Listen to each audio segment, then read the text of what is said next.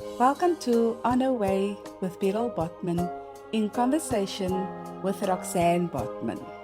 She is a career confidence coach and a people and culture consultant. And more importantly, she is my daughter. Roxanne, welcome. You have been one of the major support in my life thus far. You have lived with me. The two of us have lived on our own for a long time. You have lived most of your life with me. I have lived almost half of my life with you. And I am happy that we can have this conversation about that difficult and challenging period in not only my life but also yours. How did living with me in the period of my grief and mourning affect you? Firstly, thank you for having me on this podcast and to have this conversation with you. Um, so, the question how did living with you in the period of grief affect me? It was a really difficult period for me because I was also experiencing my own grief, but at the same time, I felt like I needed to be on the front lines of supporting you. And I specifically use on the front lines because there were things and so much conflict that was happening throughout the first 5 years.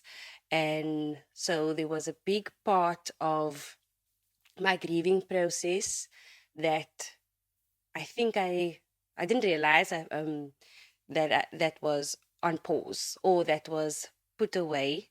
It's not that I wasn't sad for myself and I couldn't express my grief. I know I had a lot of space, I had a lot of love and support, and you also was part of that in working through my own grief.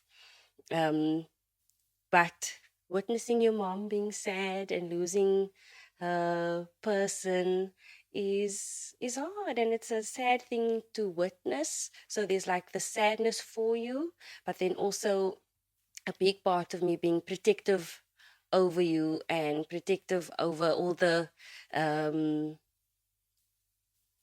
unexpected conflict. There was expected conflict that from our whole life as a blended family, I think I was expecting that it didn't catch me by surprise. I don't think it got, there's certain parts that didn't catch you by surprise or us as a family. It was just that dynamic continued or amplified as a result of dad passing away. But then there was also a lot of unexpected conflict, specifically from dad's side of the family, that I struggled to grapple with and made me very angry and even more protective over you. But it was also an honor to watch and be by your side and see how you navigated that time, finishing your doctorate somehow, showing up to so many events um, in such a dignified way, um, moving through like the process of handling an estate, dad's estate, all while grieving and still making space for other people's grief. But it affected me in in a quite it affected me in a significant way in terms of watching this process of grief and protection, um, creating a new life as well, watching you create a new life, and me also doing the same. I can't imagine what it must have been like because I lost my mother when I was older than you were, and I wasn't living in a home, and so my experience of that, and even that was very difficult, and it took me years to grapple with. Seeing me grieving, was also very important for me not to hide from you, because I thought it's important that you see what it is like, and at the same time, I hope that you felt comfortable in grieving, as well. Yes, I definitely felt comfortable to grieve, and there was definitely a deepening of our relationship that happened during that time. Um, in reflection, thinking about this conversation, I realized also that it was a period of me seeing you as a whole person. Um, Not just the aspects of you that are strong and guiding and leading and holding the ship, steering the ship of our family as best as you can, and making decisions and being responsible and all of those things that I admire about you, but seeing the more vulnerable um, parts of you did help me to be more vulnerable with you, I think. And we became friends on a Mm. different level, and adult friends, where we could talk about what was going on in our lives in a very different way, in a less filtered way. I would say Yeah. from my side, in a less filtered way than before, because you showed you were open to sharing what you were going through with me. And the fact that we became our relationship deepened, but what I appreciate, um, specifically is how you shared your friends with me. You've always been a child that brought your friends home, and I knew where your friends were. But this was not different in the sense that your support for me was, such that I had to be drawn into doing things. I didn't do things out of my own free will. Just wanted to curl up and die. And you included me in your activities with your friends, and that I appreciate. And then I go with you with a heavy heart, but you and your friends accommodated me, and I really appreciate that. And I think that is one of the major things that deepened our relationship. It became more of a friendship, than it was before. Yeah, I agree. And also just um, thinking now on that time of bringing you in with my friends is also to help find lighter spaces, like moment for lightness, even Mm. though it probably felt so heavy, you felt heavy inside, but at least have moments of lightness where you didn't need to be switched on or anything like that, even if you might have been feeling like that. But also, our house felt so quiet. Our house felt so quiet. With just one person not there. And there have been so many times where dad was traveling and away, and we were at home on our own for long periods or periods Mm. at a time. But it felt unusually quiet, especially that with at Stellenbosch, at the home where dad passed away. I think when we moved to when I moved with you to Weinberg, that shifted because it was a new space, and you were creating a new dynamic, a new home space, and you were also starting to create a new life. That was a new chapter for you. And Mm. so also reaching out to your friends, but it was, I didn't even think of it inviting you to those things. It wasn't like a thing, but like a thing that I intentionally did. There was intention behind it, but it was part of my protection over you and trying to help you feel better. Yeah. I think that move to Weinberg was, for me, a very positive step, that I took, and I'm glad that you went with me there. But I think what you say is, that we made a new home. I knew that you were going to move out, not long after, and but we had a different dynamic in that house.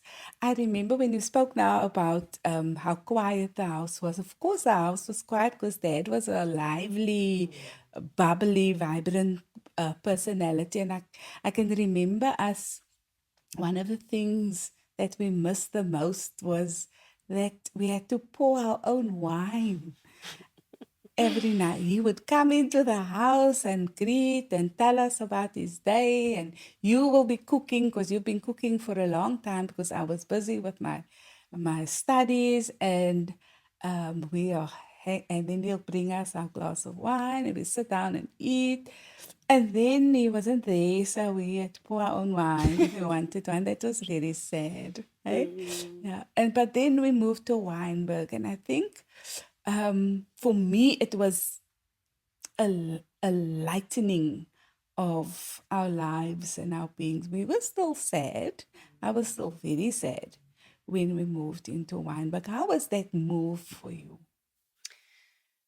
The move was, I think it was good because of that, feeling the gap in our home at Stellenbosch. And for me, those that last year living in that home, last 2 years living with you and Dad, and I was the last child living at home, and it was all adult children. Had my own life. There was a big degree of independence that I had, even though I was living at home, and I got to witness your romance in a very different light, where you were just a couple living together, and I was your backyard dweller. And I think the move to Weinberg for me was refreshing. That was closer to my social life as well. So there was that aspect for me personally that I appreciated, but it was also the time, and so moving there to my social life, made shifts in my career, started making shifts in my career and all of that. So it was, I really enjoyed living there with you.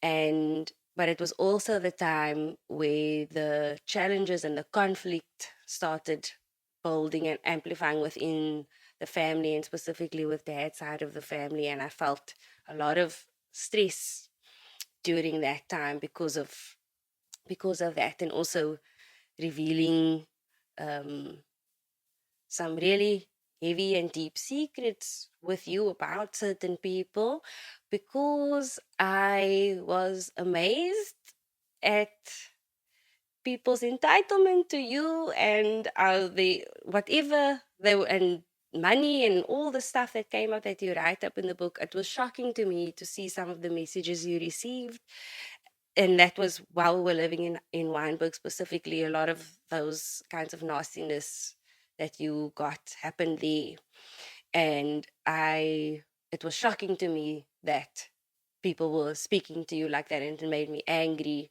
and I started distancing myself from that side of the family as a result, because it put me in a really difficult position. I mean, anyone who has a good relationship with their mother, and a mother who's caring and loving and supportive like you, and other people are being nasty to their mother, would not want to be friend, have a relationship with them. And that made it very difficult for me in cutting a line and having to um, sit with myself around, what is Dad going to think if I make these changes in the way that I'm engaging with family that's hurting you. um, Letting go of what is Dad going to think as well, because he's not here. I'm here, you are here, we in this life still. How do we want to live our lives and actually let go of the toxicity that is being projected to us, and really in an unwarranted way? Hmm. Yeah, but and to add it to that, I think on the other side of the scale, that the toxicity that was in our home before, um, when we lived in all the other places where we lived as a family, or where the family were involved in our lives, was it was also different. So it was a different kind of a toxicity that we had to deal with. And what I liked about that is that although I had to deal with all those difficult issues, it wasn't so in my face. I could be at home and be at peace. And I like that home because it was a peaceful, and there wasn't arguments much, not many. I don't recall. uh, and I think we got along quite well, living together, not having expectations. You don't have expectations from me, although I depended on you, even still there to cook, because I had no inclination to even do that for such a long time. So, yeah, and so then the day arrived, or the time arrived that you moved out. What did that shift do to you? For me, it was the natural order of things. I was expecting it. I was grateful that you postponed it. But how did it feel and impact on you? Well, it was exciting. It was still exciting because, I am an independent person. It's a moment in my life I've been looking forward to. But I've lived in boarding school and lived in res and lived outside of home for different periods. But this was a different moment. So there was excitement. But part of that was also guilt. I felt guilty for leaving you alone in your home. And I still have to like grapple with feelings of guilt if I feel like I'm neglecting you, even if you're not giving me any signals of anything. It's just with from myself and inside, and still I think that protective part that I or trying to fill a void that I can't fill, but I felt guilt um moving out. And so we still spent a lot of time together during that time when I moved out. And I think slowly over time, it wasn't necessarily that I was spending time with you out of guilt or feeling of obligation, but just a friendship. And just because we enjoy each other's company. And I knew that was what it was about. But it was exciting, but I did feel um, immense guilt also for moving out and worrying if you're okay. Yes, and then it went even further when you decided to go and live in London, go and study in London. And that was, for me, many people ask me, did you cry at the airport? No, I didn't cry at the airport. I think because our relationship was so, I knew you were an independent woman, you knew what you wanted to do. This is a good opportunity. You were actually looking for that opportunity for a long time. And there it was. And there you were off to the northern hemisphere.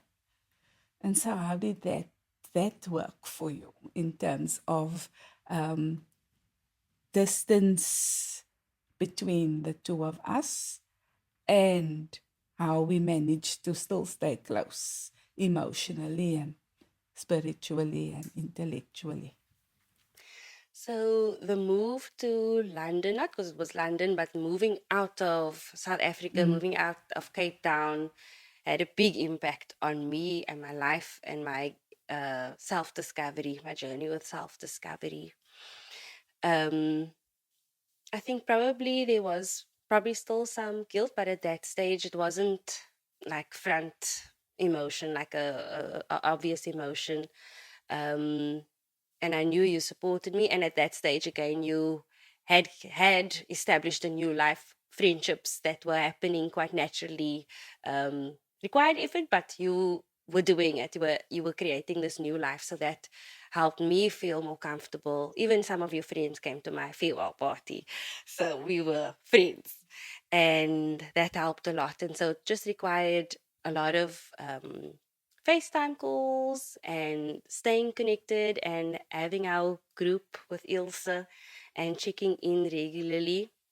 But that period specifically and being away from the context of my upbringing, not necessarily just you, helped me understand myself more, understand what brings me joy, what I want to do with my life, just away from whether it's real, but actual expectations or my perceived expectations or what I grew up to understand as what I'm obligated to do. Like being away from that helped me just discover myself in a way that I don't think I could have done living here. And I'm grateful for that time. It was also the time when you released and published your book. Yes.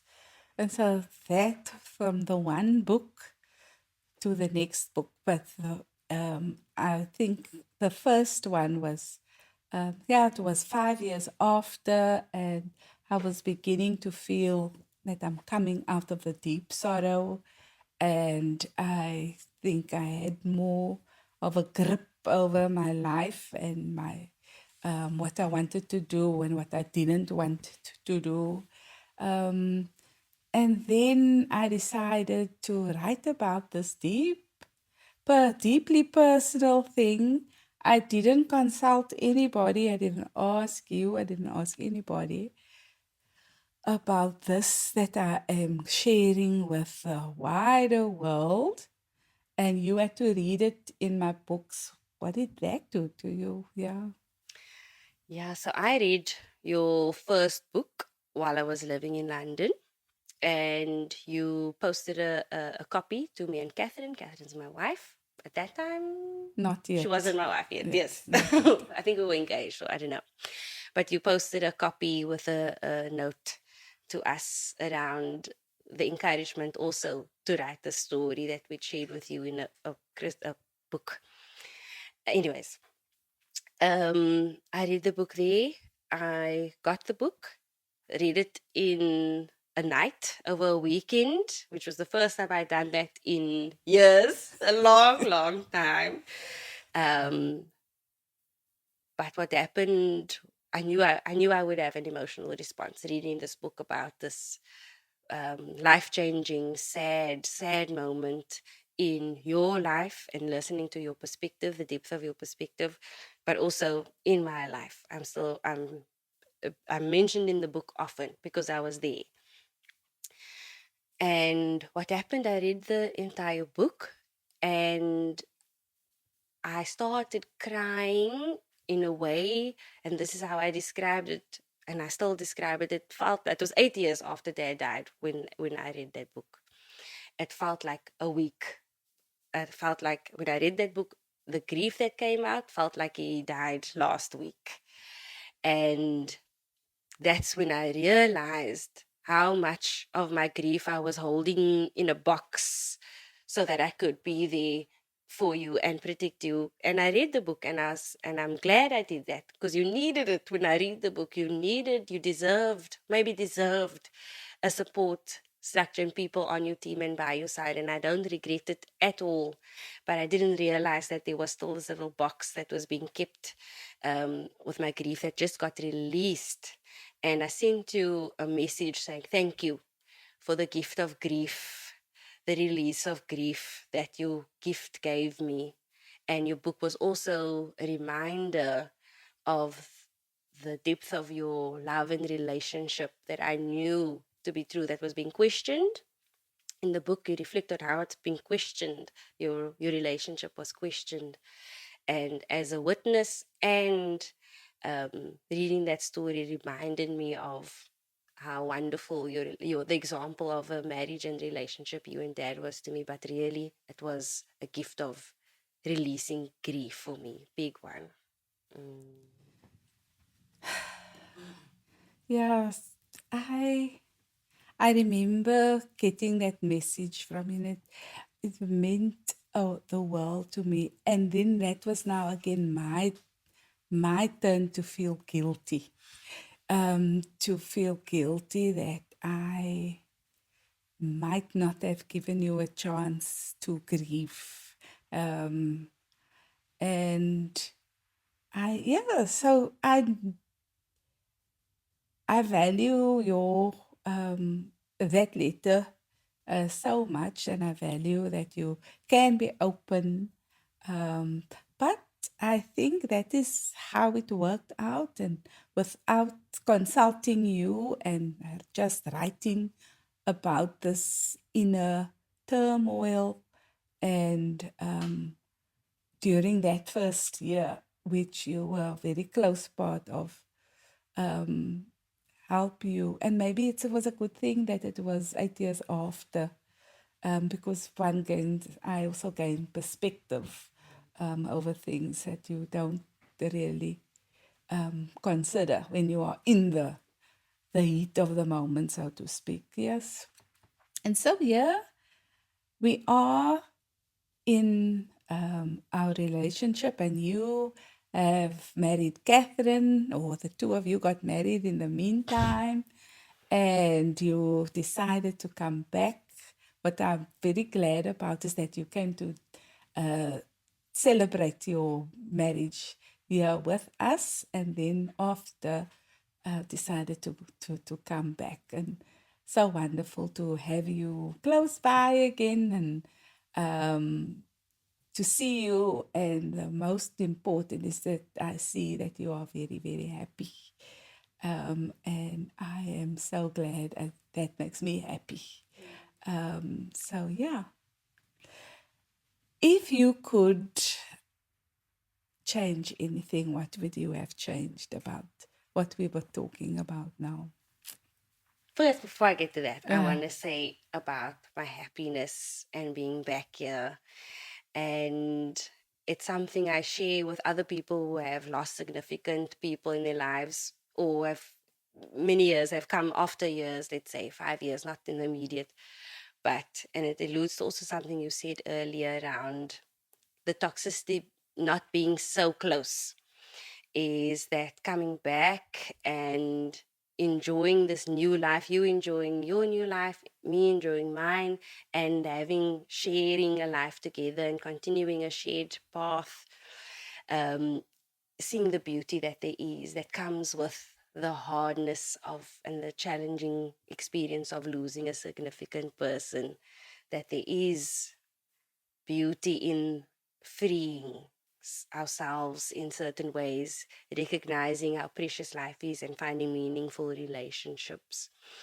And if there was anything to change about our experience, is maybe just more conversations like this, maybe. Not that it was completely absent, and that there's no regret really. But if the question is if there's something I would change, that would be to have more conversations like this. And so maybe it's just for us to do that more now. Yes. Thank you very much for joining me on this couch and sharing your thoughts and your feelings. And I appreciate it, especially the openness about and what you regret. And I think you are right. There were times that we couldn't speak about the things. And so now we entering an era where we can speak about what it is that hurts us, that makes us happy. So thank you so much for being here, and thank you for being my daughter. It's my pleasure. Thanks for joining On Our Way with Beryl Botman in conversation with my daughter, Roxanne. Walk tall, tell it all. You've been listening to On Our Way with Beryl Botman. You can purchase my books online on Amazon, Take-A-Lot, and at bookstores like Exclusive Books, Bargain Books, independent bookstores, and Barnes & Noble internationally. To connect with me, please follow me on Facebook to learn more about my book launches and talks. You can write to me at beryl.botman60@gmail.com. Thank you for listening.